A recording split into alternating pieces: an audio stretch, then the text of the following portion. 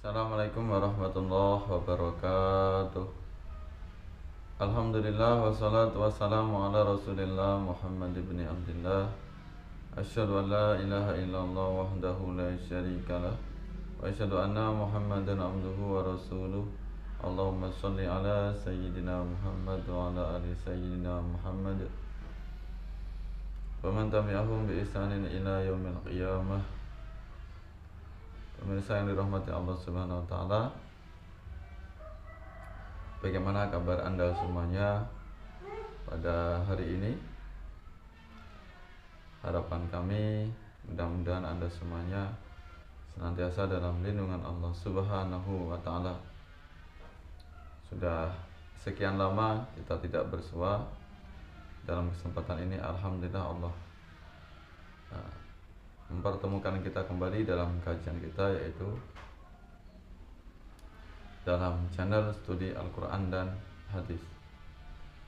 Mudah-mudahan Anda semuanya senantiasa dalam keberkahan, diberikan kesehatan, sehat walafiat lahir dan batin, diberikan kekuatan iman dan Islamnya, istiqomah dalam melakukan ketaatan kepada Allah Subhanahu wa taala. Anda semuanya bahagia, mendapatkan ketenangan dan ketentraman bersama dengan keluarga. Pemirsa yang dirahmati Allah Subhanahu wa taala, dalam kesempatan ini saya akan menguraikan sedikit tentang unsur-unsur hadis.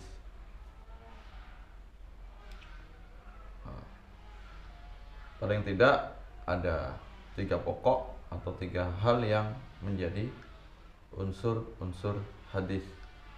Ya, ada 3 unsur, 3 bagian dari hadis. Yang pertama adalah sanad, yang kedua adalah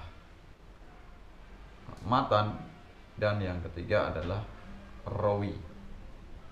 Nah, ini secara sederhana ada 3 bagian dari sebuah hadis, atau hadis yang lengkap itu bisa diperinci menjadi 3 bagian, bisa dibagikan menjadi 3, yaitu sanad, kemudian matan, dan rawi. Yang pertama adalah sanad. Apa itu sanad? Sanad diartikan secara bahasa sandaran atau tempat bersandar, atau sesuatu yang bisa dipercaya, atau sesuatu yang bisa dipegangi. Ini pengertian sanad secara bahasa, yaitu sandaran atau tempat bersandar, sesuatu yang bisa dipegangi atau sesuatu yang bisa dipercaya. Sanad secara istilah menurut para pakar hadis, tariqul mausilu ilal matni, ya.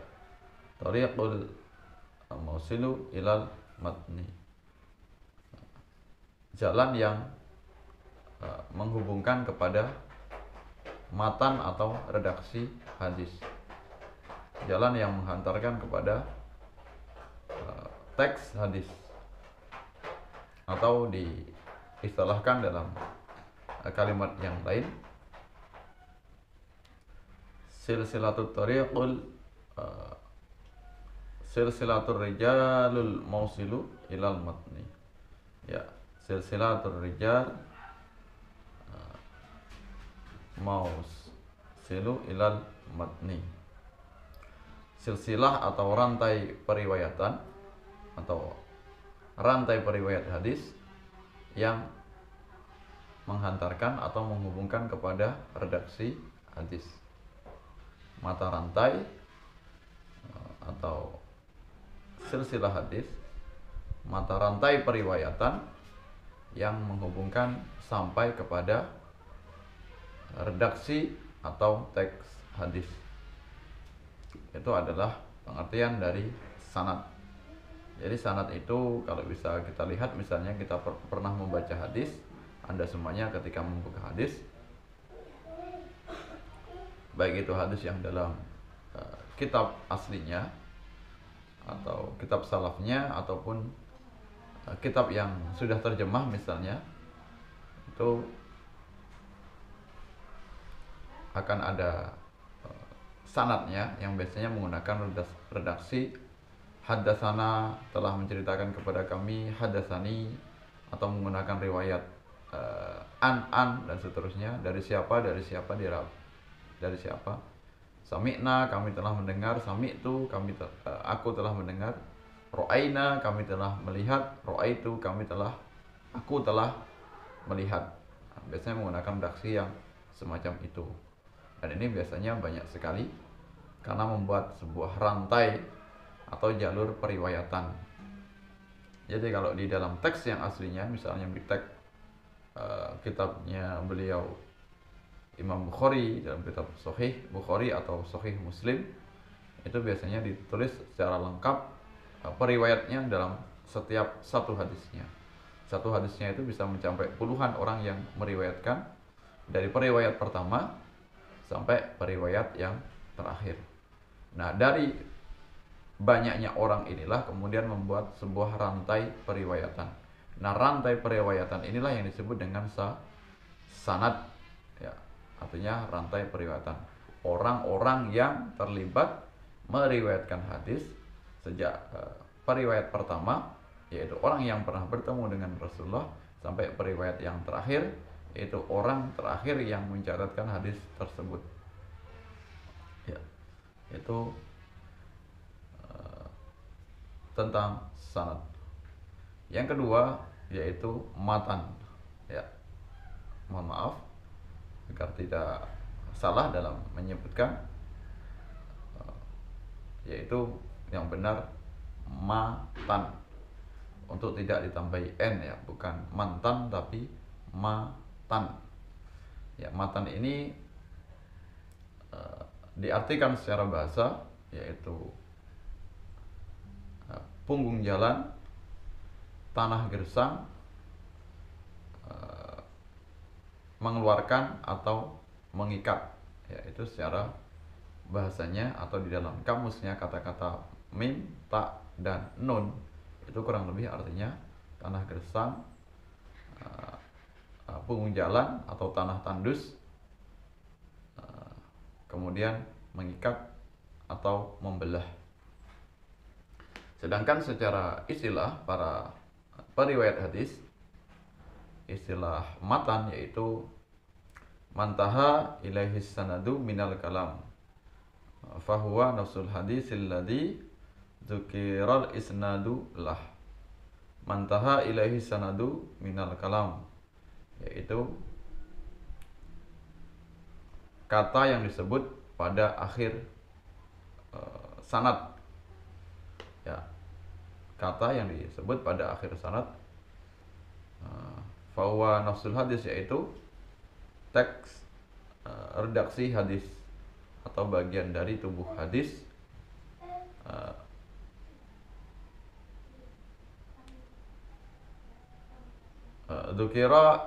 Dzukiral isnadulah, yang disebutkan pada sanadnya, disebutkan pada akhir sanad. Itu pengertian istilah tentang matan. Mantaha ilaihi sanadu minal kalam fahuwa nafsul hadisil ladzi dzukiral isnadu lah. Perkataan yang disebutkan pada akhir sanad atau tubuh hadis, bagian pokok hadis yang telah disebutkan sanadnya.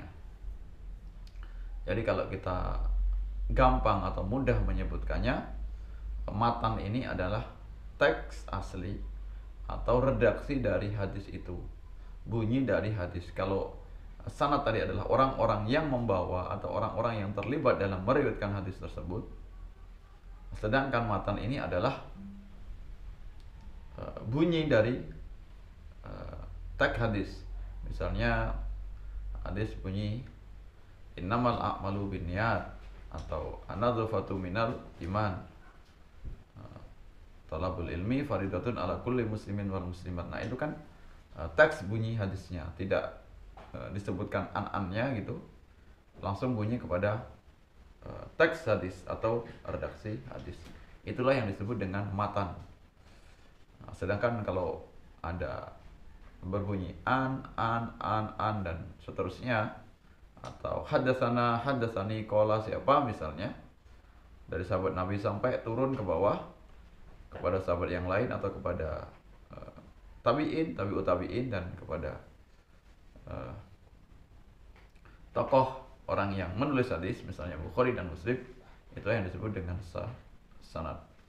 Nah, ini biasanya dalam sebuah hadis atau redaksi hadis yang lengkap biasanya disebutkan sanadnya dulu, an-annya dulu, kemudian baru bunyi tubuh hadis atau redaksi hadis, baru kemudian ditulis siapa yang meriwayatkan terakhir. Misalnya dicatat di dalam kitab Bukhari, maka di situ rawahul Bukhari. Yang mencatat misalnya Ibnu Majah, rawahu Ibnu Majah.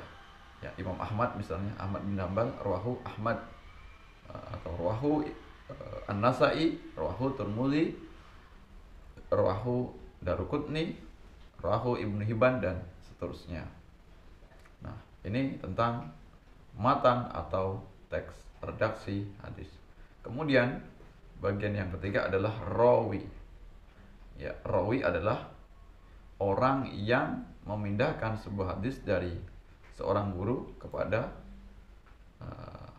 orang lain, atau orang yang mencatat hadis di dalam kitabnya atau buku yang dikarangnya. Ini adalah rawi. Contoh rawi yang biasa kita dengar yaitu diantaranya yang saya sebutkan tadi, ada rawahu Bukhari, rawahu Muslim, rawahu Ibnu Majah, dan sebagainya. Nah, biasanya rawi ini banyak sekali karena bertemunya antara rawi satu dengan rawi yang lain. Biasanya rawi pertama adalah sahabat Nabi, orang yang pernah bertemu dengan Nabi, orang yang secara langsung berinteraksi dengan Nabi, mendengar, melihat apa yang disampaikan oleh Nabi, kemudian disampaikan dari rawi pertama tersebut kepada sahabat berikutnya, atau orang berikutnya, dan seterusnya, membentuklah sebuah sanad atau rantai periwayatan sampai kepada nanti rawi yang terakhir. Siapakah tokoh atau orang yang mencatatkan hadis tersebut? Nah, itulah yang disebut dengan rawi. Jadi orang per orang yang mencatat atau menuliskan sebuah hadis di dalam kitab atau karya yang dibuatnya. Kalau Imam Bukhari tercatat di dalam Sahih Bukhari, Imam Muslim juga begitu, Sahih Muslim. Kemudian ada Ibnu Majah itu Sunan Tirmidzi, Sunan Abu Dawud, Sunan An-Nasa'i, dan sebagainya. Nah, dan ini sangat penting sekali kedudukan atau peran seorang rawi, terutama rawi terakhir, karena sampai hari ini kita tentu tidak akan bisa membaca sebuah teks hadis, kita tidak bisa menikmati banyaknya ribuan hadis yang tersebar dalam banyak buku-buku atau kitab-kitab aslinya tanpa jasa seorang rawi atau rawi terakhir, orang yang mencatat, berhasil mengkompilasikan seluruh apa yang beliau dengar, yang beliau ketahui tentang perkataan atau perilaku Rasulullah SAW yang bersumber dari gurunya, dan seterusnya sampailah kepada Rasulullah. Bahkan betapa pentingnya seorang rawi, tugas rawi juga sangat berat sekali, karena seorang rawi itu dia mendapatkan hadis itu, atau sebelum mencatatkan hadis, beliau harus keliling menemui orang yang meriwayatkan hadis. Ketika dia mendengar ada seorang tokoh yang meriwayatkan sebuah hadis, maka dikunjungi, ditemui, kemudian dicatat, kemudian juga orang yang beliau temui tersebut ditanyakan sumbernya dari mana. Jadi dalam sebuah periwayatan hadis, termasuk periwayatan Al-Quran, itu validitasnya atau keautentikan atau keasliannya itu sangat akurat. Jadi bukan para riwayat hadis itu asal catat saja atau tulis saja ketika sudah mendapatkan sebuah narasi hadis, tapi juga perlu di cross check atau perlu di cek orang-orang yang terlibat dalam meriwayatkan hadis tersebut. Kalau hadis tersebut itu valid, orang-orang yang thiqah atau orang-orang yang terpercaya, orang yang dobit, memiliki intelektual yang tinggi, kecerdasan dan hafalan, maka dimasukkan dalam sebuah kategori hadis sahih. Kemudian nanti standar berikutnya di bawahnya ada hadis hasan, hadis dhaif dan sebagainya, itu berdasarkan dengan kualitasnya, kualitas orang-orang yang meriwayatkan hadis. Jadi ada bermacam-macam kualitas yang didapatkan dari seorang periwayat hadis. Nah, kemudian nanti dipisah-pisah atau dikategorikan sesuai dengan standar kualitasnya. Ini tentang rawi atau periwayat hadis. Nah, itu tadi 3 bagian pokok yang paling penting dalam sebuah hadis. Jadi hadis dikatakan lengkap apabila ada sanadnya, rantai-rantai periwayatan orang yang banyak meriwayatkan, kemudian ada matan atau batang tubuh atau isi teks redaksi hadis, kemudian rawi yang terakhir tercatat di dalam kitab siapa misalnya orang yang meriwayatkan tersebut. Dan juga perlu kita ketahui bahasanya yang sering kita baca, terutama di buku-buku yang sudah terjemah atau buku pelajaran, biasanya sanadnya itu tidak disebutkan. Sanad yang kadang panjang, kadang banyak orang yang terlibat tidak sebutkan. Kenapa? Ini hanya untuk meringkas saja, biar mudah untuk dipelajari, karena biasanya yang sering kita berinteraksi atau kita mengkaji hadis adalah bukan dari sanadnya.